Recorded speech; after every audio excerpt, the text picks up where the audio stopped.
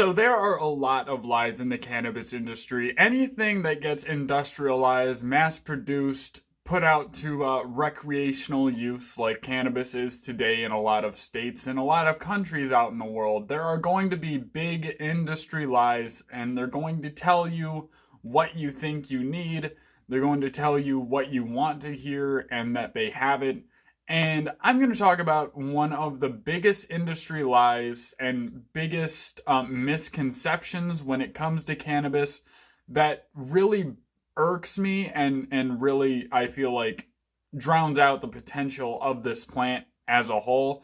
And for those of you who have been on this channel a long time, you've been subscribed for about 6 months, maybe a year, you already know what I'm going to say, but THC percentage does not matter and never has mattered as much as people think it does or as much as people want it to matter. Sure, THC is great. It gets us all messed up. But there are a lot of other cannabinoids that we have not discovered, I'm sure, and that we do know of that have a lot of better benefit. And something with a lower THC percentage can benefit you a lot better than something with a high THC percentage. And a lot of people going into wanting to consume cannabis, they hear the feedback that a higher THC percentage is better. You want to get more fucked up. You want to kind of break down the wall of a tolerance and not have to worry about it so much.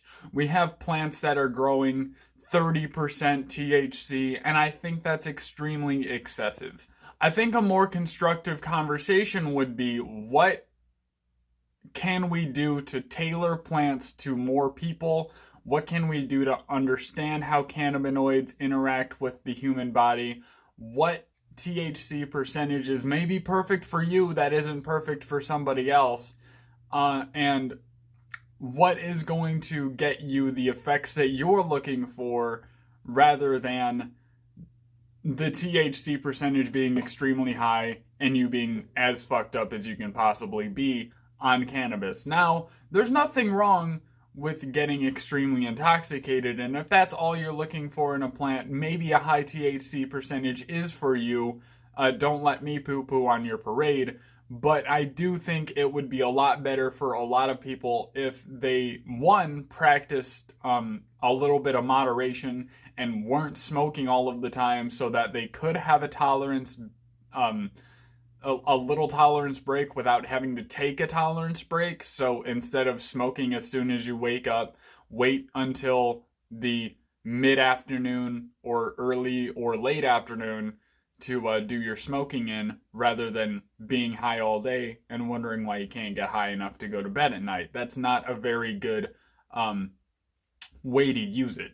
So I feel like the high THC percentage really gets in the way of a lot of things. And speaking personally, in Michigan, I heard that they are going to be increasing the dose per package from 100 milligram to 200 milligram.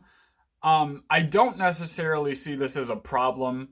We do have we're going to have lower restrictions for that type of thing, with the amount per container going higher, which is a good thing. But the reason I feel like it's a bad thing is because then it's going to give people the green light to not only sell 200 milligram packages, which, if we weren't going to be seeing that, then we would see more like 50 milligram per package, 75 milligram per package, 25 milligram per package, which we don't see. I've never seen it. But the limit is 100 right now, so we only get 100 milligrams per package. You buy that pack of gummies, 100 milligrams, 10 milligrams per unit.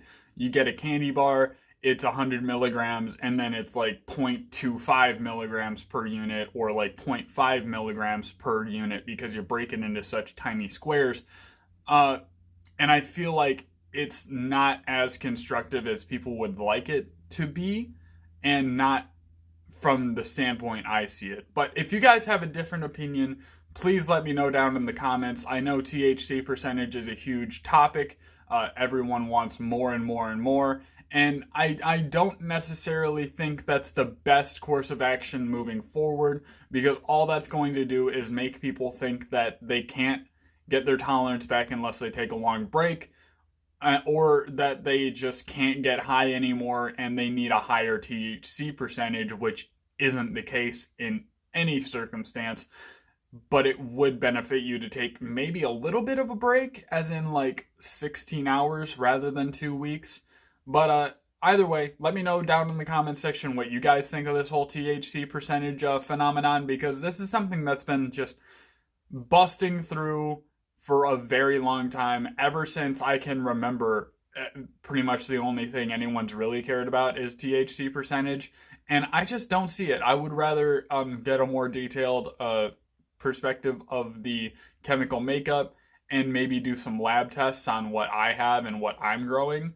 I think that would be a fantastic thing, but since I'm recreational, I don't know if I can do that. But either way, if you're new here, please subscribe. If you liked this video, please hit the like button. Leave your comments down below. Again, third reminder.